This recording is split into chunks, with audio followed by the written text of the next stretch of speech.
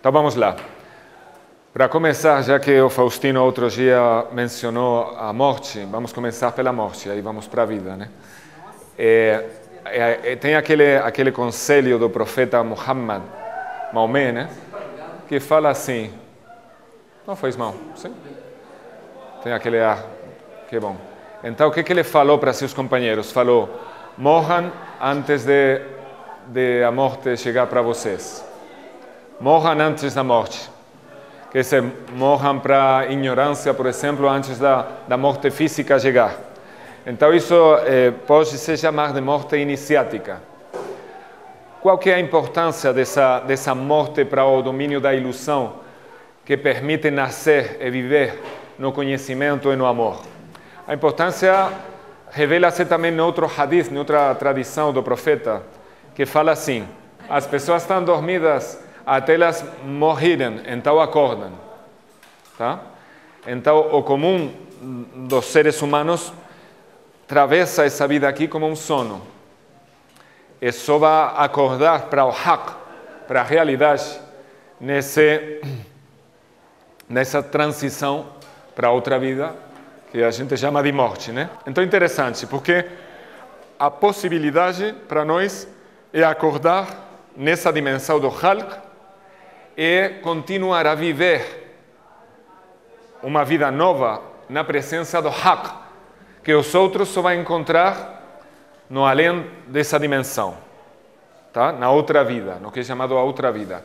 Quer dizer que a outra vida já pode acontecer, a consciência própria da outra vida já pode acontecer aqui, que é essa percepção essencial, qualitativa do haq, a essência de toda manifestação. Isso tem muito a ver com o tema da imaginação ativa, da imaginação criadora ou simplesmente da imaginação. Normalmente, quando a gente escreve dessa imaginação, escreve com uma capital. Letra capital? Aí é maiúscula, né? Como é que fala? Maiúscula. Porque para diferenciar, né, a imaginação menor, em tanto que faculdade imaginativa normal, própria do imaginário, para diferenciar essa outra faculdade imaginação, que na verdade, como falamos, no microcosmos corresponde com a alma pessoal, com o si mesmo. Então, essa imaginação com maiúscula, né? Qual que é a analogia que nós temos melhor na nossa experiência cotidiana de qualquer para compreender a natureza dessa imaginação, que é a mediação entre o inteligível e o sensível? A analogia é o sono, os nossos sonos, né? Cada um experimentou no seu sono o fato de nós ver, contemplar no sono figuras que não são essas figuras mesmas da realidade, mas que estão significando outras coisas. Quer dizer, têm significados, têm presenças espirituais que adoptaram certas formas para significar uma coisa no nosso sono. Mas, por exemplo, a gente vê um cavalo, e esse cavalo não é um cavalo dessa dimensão cotidiana da gente, mas está significando outra coisa. Você vê uma forma que não tem nada a ver com, por exemplo, sua mãe, mas você sabe que aquela montanha, por exemplo, é a mãe de você. Tá? Porque aquela montanha está significando a mãe, num aspecto particular. Essa confluência, então, de significados e de formas, de espíritos e corpos, de inteligíveis e sensíveis, é o domínio, essa mediação é a imaginação. Enquanto que ela é mediação entre os dois opostos, ela é um varsach, né? Que a gente falou, aquele ismo que separa, que tem a natureza das duas realidades opostas e não é nenhuma delas, tá? Quer dizer que quando a gente está sonando, não está nem no puro domínio espiritual inteligível, nem no puro domínio corporal. Mas essa dimensão do sono tem uma realidade específica. Não é só uma besteirinha acontecendo num domínio irreal. Tá? É uma realidade com seu próprio domínio.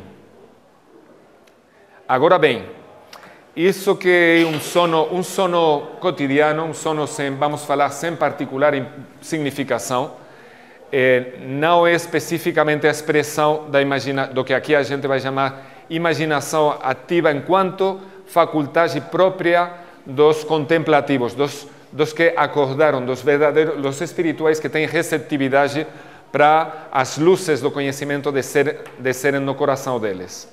Aí já temos outra dimensão, que quando o coração, que é o centro da imaginação ativa, até pode se falar que o coração mesmo, ele é a imaginação ativa. Então é o órgão, mas também é a dimensão, também é a função da imaginação. Tudo isso é chamado coração, qalb. Não é que o Faustino saberia até escrever essa palavra aí, né? O qalb.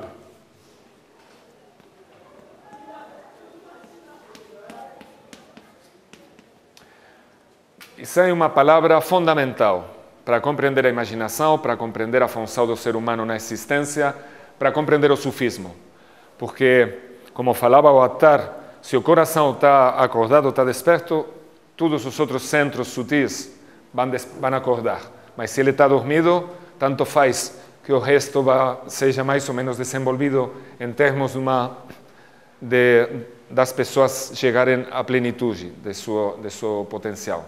Então, o coração é o rei das faculdades, dos centros, na cosmologia do homem de luzes do sufismo, né? Qalb é de uma raiz que, como vocês já sabem pelo Faustino, que gosta de comentar essas coisas, significa também inversão. Então, o coração tem a qualidade da flutuação. A simbolização que Ibn Arabi faz do coração é a Kaaba. A Kaaba é um cubo, tá? É um quadrado desenvolvido no espaço, então tem 6 facetas. Essas facetas estão o tempo todo naquele giro permanente das coisas na existência, em movimento perpétuo. Essas facetas estão sempre adoptando perspectivas diversas do real e estão sempre mostrando novos aspectos.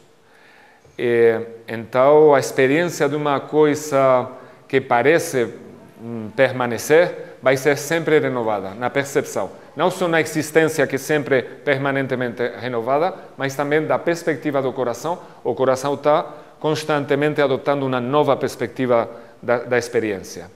Mas então, quando os sufis falam de experiências, falam muito do gosto, do zawq, falam do ouvido, sam'a, que é o primeiro sentido que manifestou-se na pré-existência, porque o primeiro que as almas indiferenciadas escutaram foi: não sou eu o Senhor de vocês? Aí elas falaram: sim, você é, verdadeiramente. Então, o primeiro foi a audição, né? Sam'a. Vai ter a basira, como a gente falou, a visão interior, mas o que é mais importante compreender é que a ideia de experiência, que é central na dinâmica de qualquer mística, de qualquer esoterismo, e que no sufismo é a constante de qualquer texto, de qualquer discussão, vai ser a experiência desde o centro do coração. Qualquer que seja a expressão sensível que vai adoptar essa experiência, seja visual, seja auditiva, seja gustativa, bem-vinda. O essencial é compreender que o referente de uma experiência que seja valiosa para a trajetória no sufismo é sempre o coração.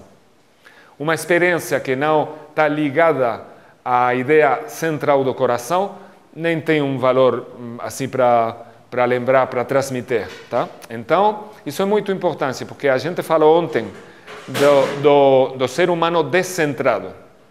Um ser humano que, se ele perde o sentido de que ele é o centro do seu universo, o centro da sua própria experiência, o lugar de manifestação dos nomes de Deus, o lugar onde ele vai conhecer Deus, na medida da sua potencialidade, enquanto lugar de manifestação, da sua receptividade. Se ele perde essa referência interna, simbolizada pelo coração, então ele já não tem centro.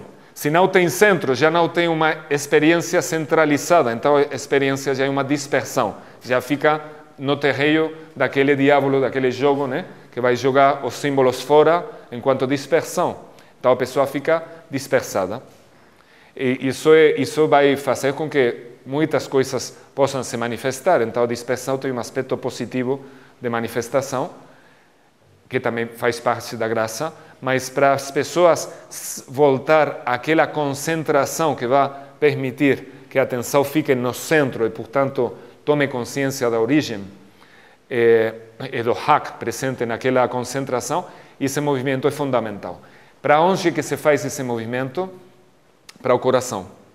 Coração situado por aqui, né?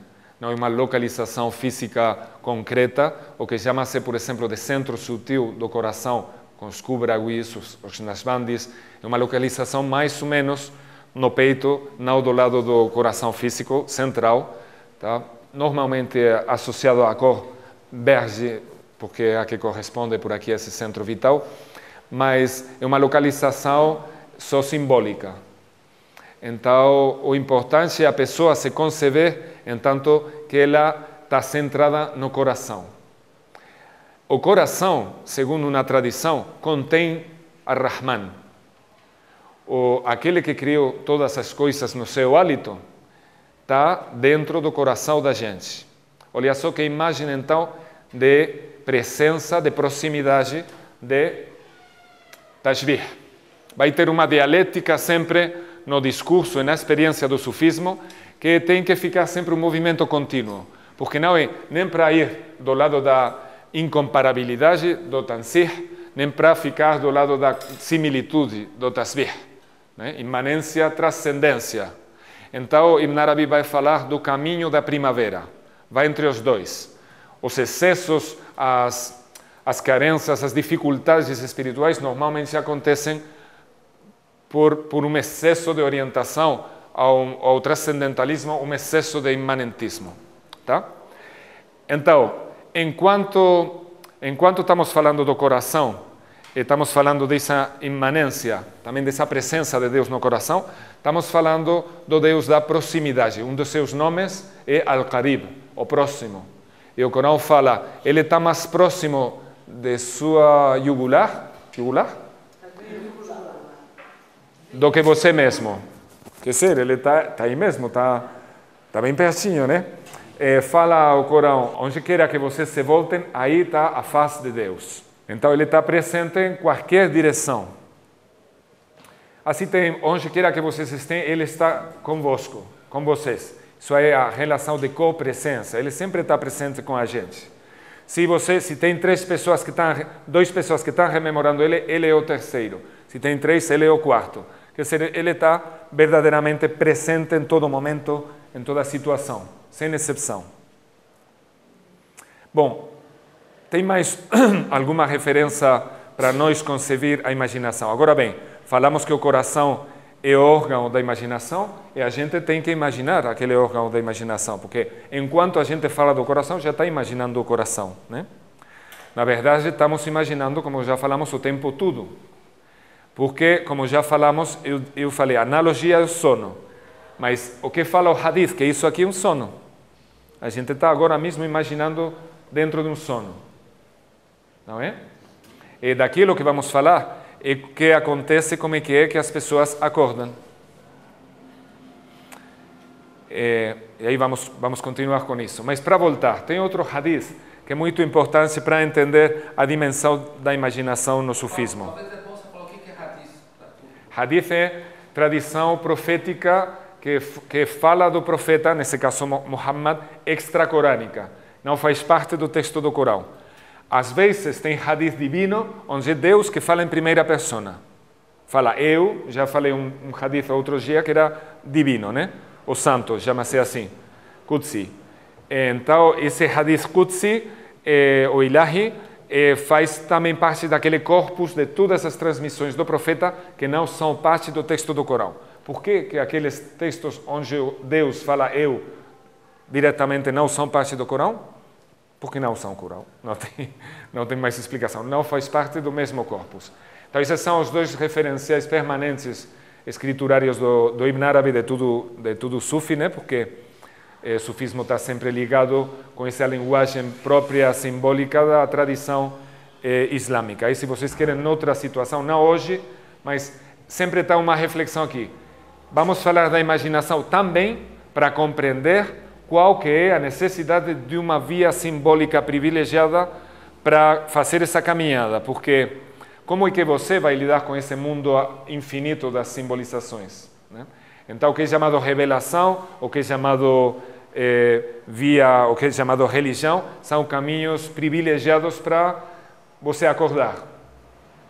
Então, Ibn Arabi vai privilegiar, obviamente, o caminho dele, que é o Islã, mas a questão é que, se a gente compreender bem a natureza da imaginação, então é mais fácil entender a necessidade dos caminhos tradicionais inspirados, porque sem a inspiração daqueles que verdadeiramente acordaram e que receberam o privilégio de uma dinâmica simbólica particular que a gente pode recorrer, sem essas dicas de andadura, então as pessoas ficam perdidas, né?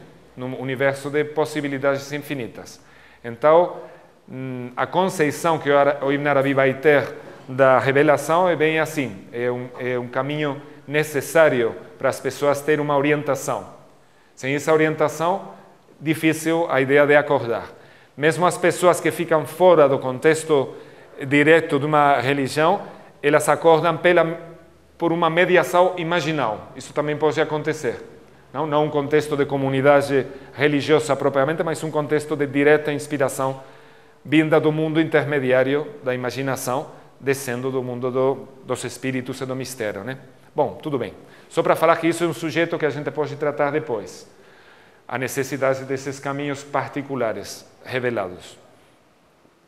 Mas voltando para a natureza da imaginação, então, a questão é a seguinte: se tudo no cosmos é imaginação, o estatuto das leis que regem o cosmos já muda, né?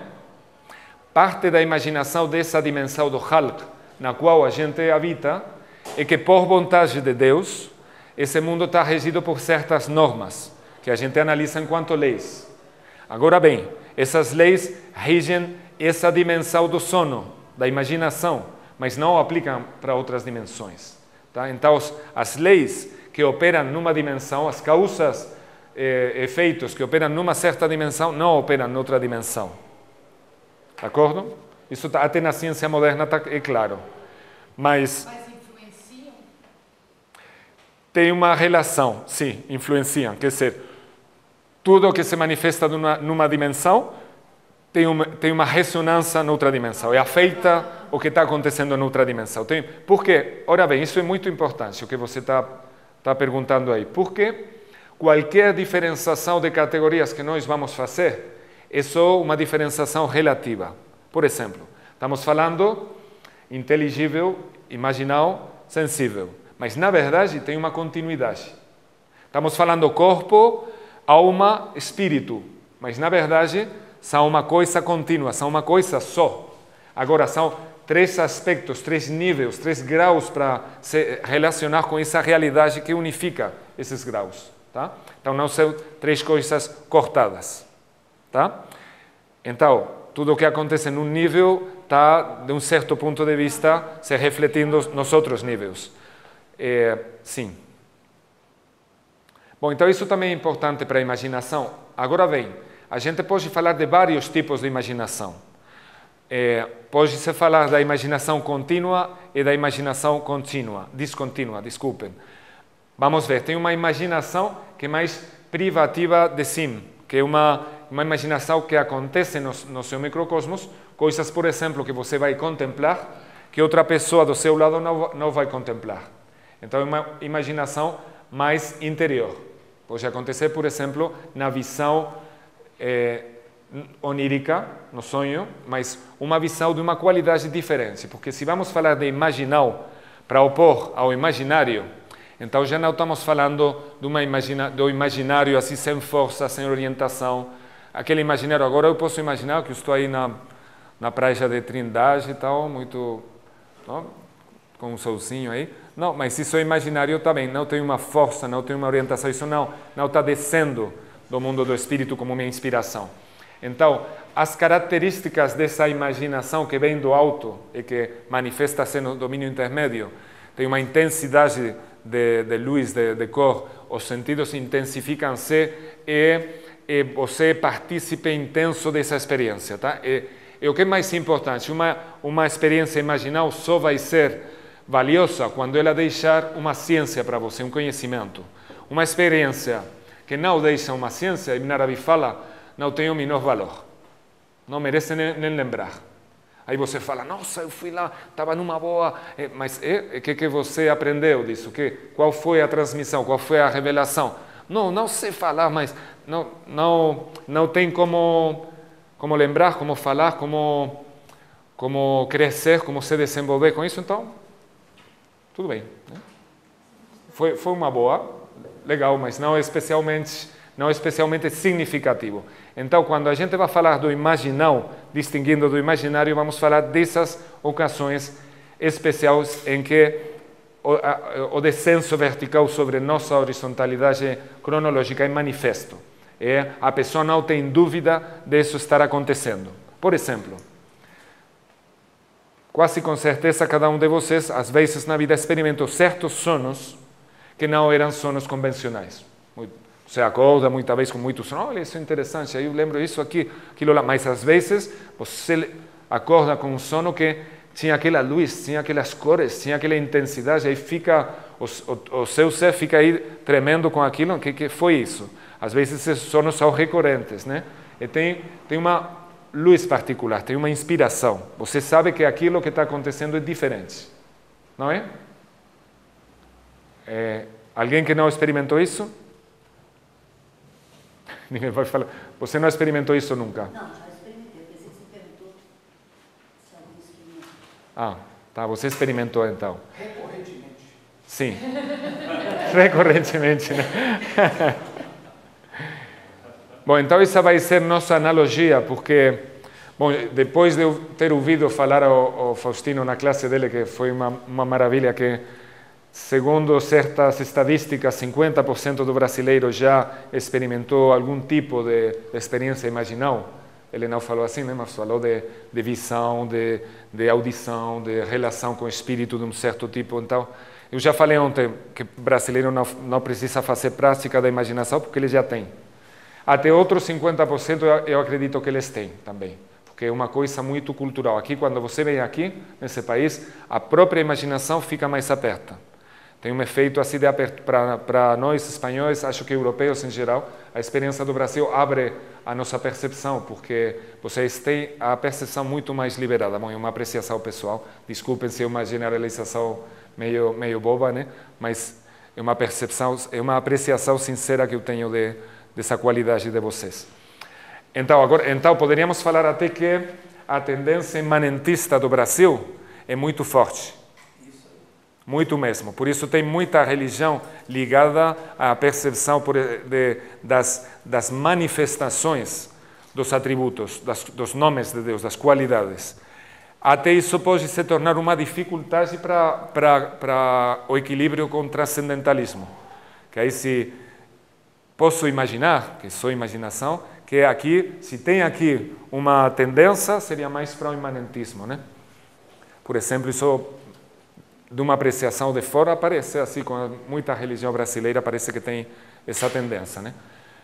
Depois podemos compartilhar isso aí. Bom, agora, estamos falando que o coração é o órgão da imaginação, que Deus está presente nele, e a contrapartida é que esse Deus que nós vamos conhecer enquanto próximo, enquanto íntimo, enquanto Deus se manifestando pelas teofanias em todas as coisas, isso é uma ideia, uma aproximação de Deus que vamos ter que equilibrar com a permanente lembrança do fato que Deus, na sua essência incognoscível, é sempre transcendente, transcende a natureza, transcende as manifestações, está sempre além até do que a gente possa falar e conceber. Para os sufis como Ibn Arabi, isso é um segredo, é preciso manter sempre esse movimento de cortesia espiritual. Agora, se a gente só vai do lado da imaginação e do imanente, perde a cortesia que requer ao mesmo tempo ter consciência da transcendência total. Do outro lado, se a pessoa vai do lado da transcendência, esquecendo a significação, a necessidade da imanência na experiência humana, ele também está sendo descortês com esse outro aspecto do divino. Aí, então, o movimento natural é a resposta. O que é a cortesia? A cortesia é quase que a busca do equilíbrio. Se Deus está se mostrando enquanto imanente, você lembra da transcendência.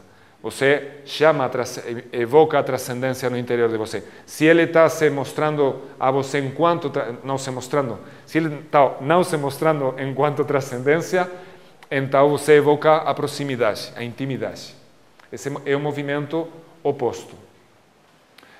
Tá? Olha só que outros sufis falavam pelo contrário. Se ele aparece com beleza, enquanto proximidade, porque aí se ele vem enquanto amigo para a sua imaginação e você responde bêbado, assim, naquela euforia do encontro, né? Então pode perder as boas maneiras da cortesia espiritual. Enquanto se você fica na sobriedade, responde a essa intimidade com sobriedade. E pelo contrário, se ele aparecer enquanto jalal, enquanto rigor, enquanto fazendo que você fique aí impressionado com sua majestade, incomensurabilidade, distância, transcendência total, que aí você não pode nem conceber, né? Então você fica aí nessa situação. Aí é que o Ibn Arabi sugere responder com intimidade. Porque aí você se lembra que ele é o próximo, que ele é o seu amigo, que ele já encontrou, que ele está dentro de você. Tá? Olha só que esse conselho dele também é muito interessante para lidar com a relação com outras pessoas. Né? A resposta contrária, não a resposta afim. Não quer dizer que alguém chega com intimidade e você fica aí rígido, não? Mas que interiormente evoca com sobriedade o contrário do que está a acontecer. Quase que essa é uma dinâmica do adab. Adab é palavra fundamental. Até o ponto que tasawuf, o sufismo, é adab. Tá?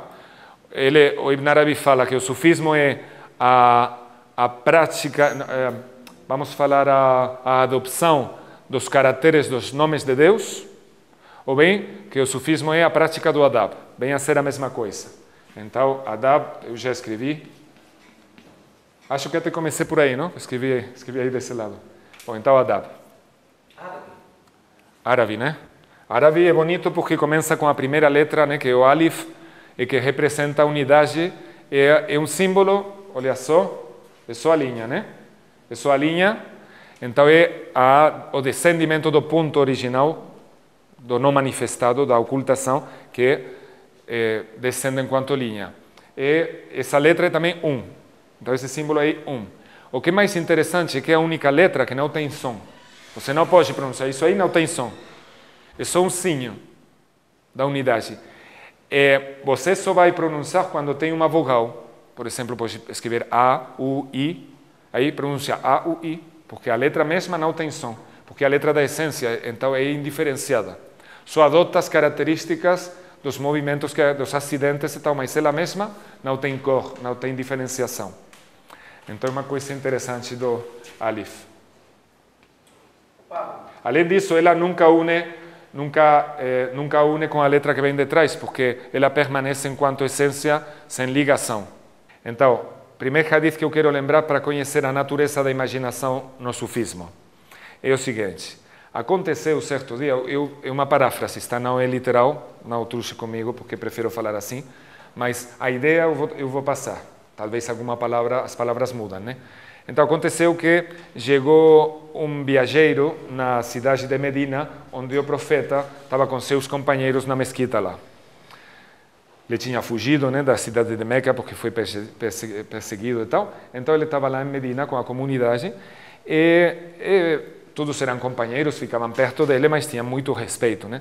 Aí chega aquele viajeiro e todos ficaram assombrados porque ele não tinha traças de viagem. Imagina a poeira no deserto, né? E aquilo era uma cidade, mas cidadinha, né? Que casas de barro, né? Uma coisa assim simples da época, no meio daquela ruta de caravanas, mas era bem simples.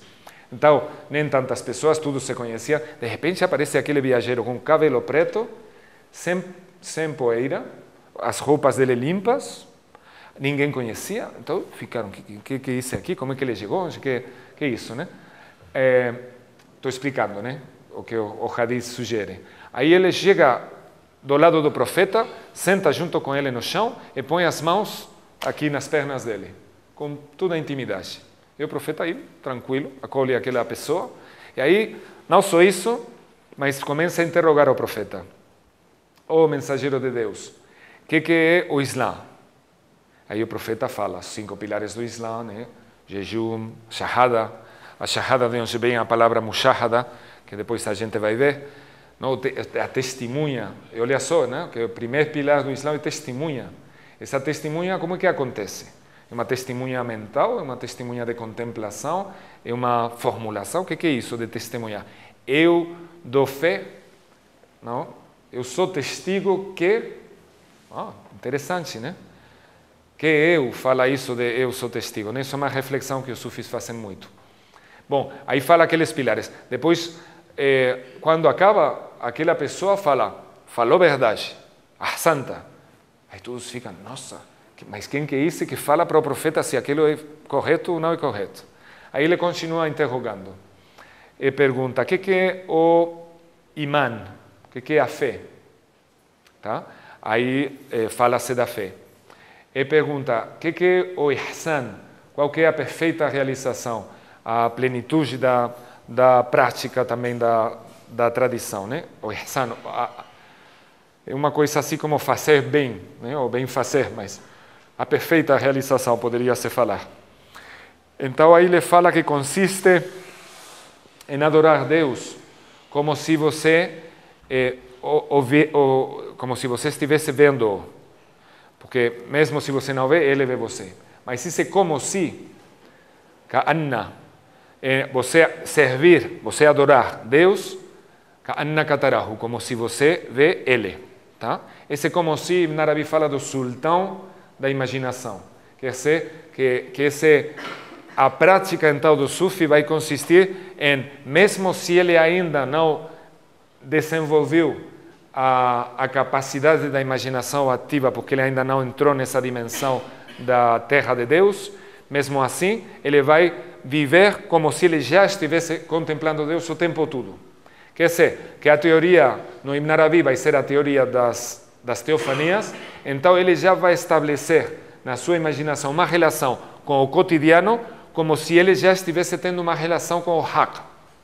Ele ainda não percebe com seu insight, com sua visão interior, o haq, mas já vai viver em correspondência com uma visão que ainda não conseguiu. Tá? Porque vai imaginar que ele já imagina. Tá? Como se você vê.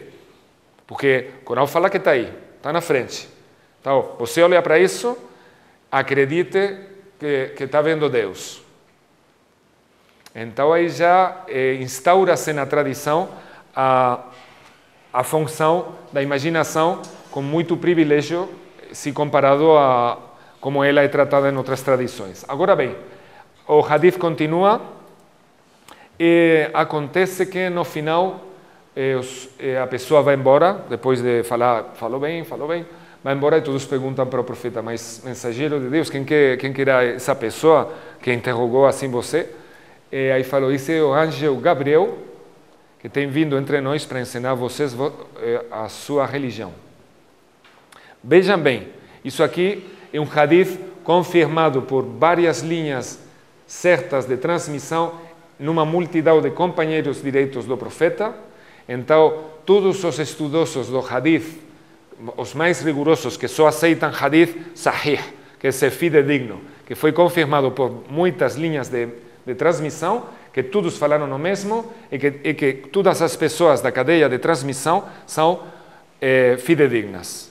Não tem dúvida. Tá? Então, esse é um desses hadiths. Que sei que vamos falar canônico, não uma categoria do Islã, mas vamos falar assim para nos entender. Então, que coisa, né? Porque, olha só, então o muçulmano tem que acreditar que o anjo Gabriel corporeizou na presença de todos os companheiros, na mesma figura, e que ninguém percebeu que não era um ser humano.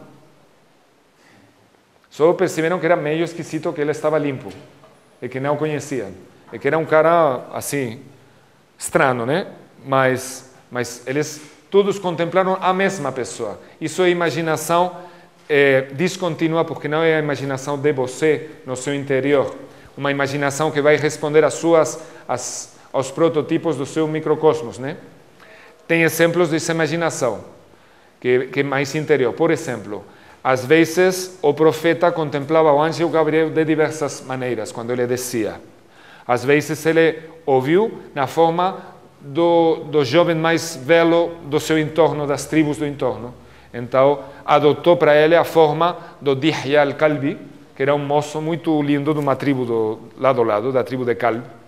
Aí mas era o anjo Gabriel, só que apareceu enquanto Dihya, tá? Mas isso é a imaginação dele, isso os outros não veem, tá? Então tem essas duas modalidades. Tem imaginação no interior ou no exterior da sua própria imaginação ou da imaginação compartilhada com os outros, tá? E aquela imaginação compartilhada é particularmente interessante, né? Porque então os sufis não acham que a ideia da anunciação da Virgem seja uma imagem, assim, um fenômeno lumínico ou alguma coisa do espírito acontecer de um jeito misterioso. Não, não. Acham que aí tinha alguém com uma presença tão masculina, tão humana, que a Virgem ficou assim meio, olha, o que faz no meu quarto, né? Como é que você, que faz? Ela no começo ficou assim, né? Na história do Corão. Então, para falar que a natureza dessa corporeização do espírito pode ter essa intensidade. O Ibn Arabi já escreveu muitos textos de como, por exemplo, ele tem a técnica para fazer com que quando um espírito aparece na visão dele nesta dimensão, ele sabe como fixar a presença do espírito. Porque aí o espírito, se você olha para ele, ele tem que ficar, enquanto você não tira a mirada dele. Agora, se você olha para outro lugar, de repente o espírito vai embora. Ele já sabia muito bem como fazer com que o espírito ficasse para dialogar, para ter uma relação mais direta, se era preciso, né? Porque senão aqueles espíritos, ele conta, por exemplo, que o espírito vai fazer a aparência de um movimento para você fazer assim, aí ele já foi embora. Mas o Ibn Arabi já era muito esperto, né, para isso. Então, ele consegue ter grandes encontros com espíritos que, por exemplo, uma vez ele está circunvalando a Kaaba e de repente se encontra com alguém e ele percebe que é um espírito, entre outras coisas, porque tem pessoas que passam no meio sem chocar e tal, aí ele vem. Quer dizer que não é tão evidente. Não é que você veja um espírito, tipo, tem um cara estranho e ele percebe que é um espírito por certas sinais, não é obviedade. Tá? Então, a corporeização é muito intensa nessa imaginação, muito mesmo. Então, esse espírito que está se manifestando, sabem quem que era? Aí, quando ele pergunta, então, quem que é você? Ele fala, eu sou Adão. Aí fala, nossa, então aí vamos compartilhando de quando é que ele... Aí ele fala um tempo muito antigo, então as contas da tradição islâmica não quadram com isso, e o Ibn Arabi fala, nossa, mas nesse tempo... segundo as nossas referências do tempo cronológico, não é possível. E aí aquele espírito pergunta para o Ibn Arabi, mas de qual dos Adães você está falando? Do Adão de que ciclo da humanidade? Tá? E isso para Ibn Arabi, ele fica surpreso, ele não sabia, não tinha ciência dessa questão. Aí depois faz referência a um hadith do profeta que fala dos Adães também, né? Mas aí ele encontra um desses Adãos ou Adães? O que seria? Adãos. Bom, vocês compreenderam. De uma enorme antiguidade, que está aí dando as voltas rituais com ele. São histórias que parecem às vezes das 1001 noites, né? Bom, só para falar que aqui não tem limite, que tudo o que a gente considera leis racionais da dimensão cotidiana são leis reais dessa dimensão. Mas Ibn Arabi vai falar que na realidade, visto da perspectiva do Haqq, os efeitos são as causas das causas deles. Por exemplo, nós que somos a finalidade do cosmos, porque somos o lugar onde Deus se conhece a si mesmo, então nós somos a causa do cosmos, mas nós fuimos o efeito final. Estão a perceber? Bom, imaginem como muda a relação com o domínio racional, se você considerar que não é que a causa seja a causa do efeito, mas o efeito que é a causa, porque é o efeito que tem requerido aquela causa. Dá a volta para toda a perspectiva racional, tá? Bom, só para falar aí uma dica de uma possibilidade de lidar com o mundo da razão. A razão é muito importante para os sufis, né? Eles acham que enquanto função para lidar com essa dimensão, para a interpretação, na viagem hermenêutica, na vida cotidiana, no estudo das leis da natureza, etc., a razão é fundamental. Em todo momento. Ela sempre acompanha a experiência íntima do sufi. Agora bem, ela é supeditada. Ela não está por cima da imaginação. Ela sigue a imaginação.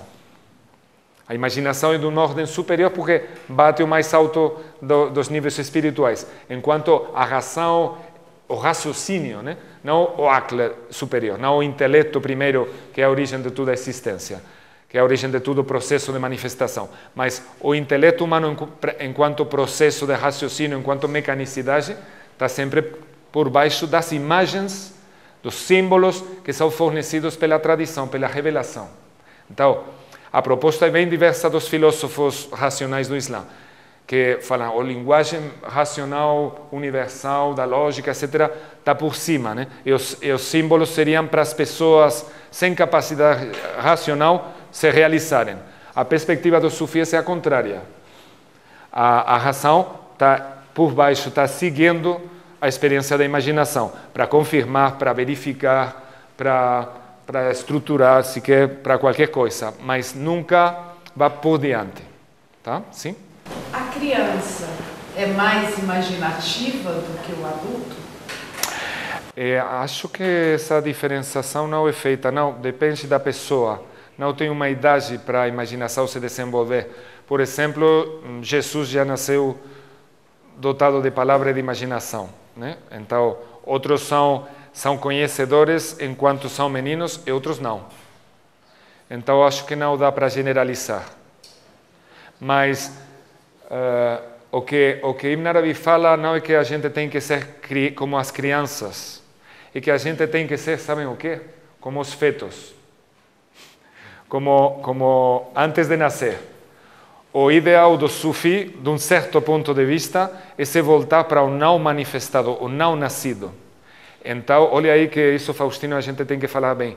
Aquela sora, lam yalid wa lam yulad, ele não é gerado, nem gera, não? Nem procreia, nem foi procriado. Falando de Deus. E Ibn Arabi vai lidar aí com isso, fazendo alusão a Jesus também, é a tudo aquele que retorna ao batin, ao interior, porque isso chama-se de batn, o ventre. Então tem pessoas, tem santos, vamos falar, tem amigos de Deus, que conseguiram nascer sem perder a inocência dessa natureza original pré-natal, que é a completa confiança, o completo abandono nas mãos de Deus. É a mãe que está nutrindo eles. Então é a assistência que vai dar tudo. Eles nunca têm medo, nunca pensam, nunca desejam nada, porque estão sendo permanentemente. Então, essas crianças excepcionais, o que podemos falar? Já são realizadas, né? Mas, então, chama de feto? Como é que? Feto. Então, uma palestra que eu dei desse sujeito aí, eu acabei falando, então, meus amigos, sejam fetos felizes.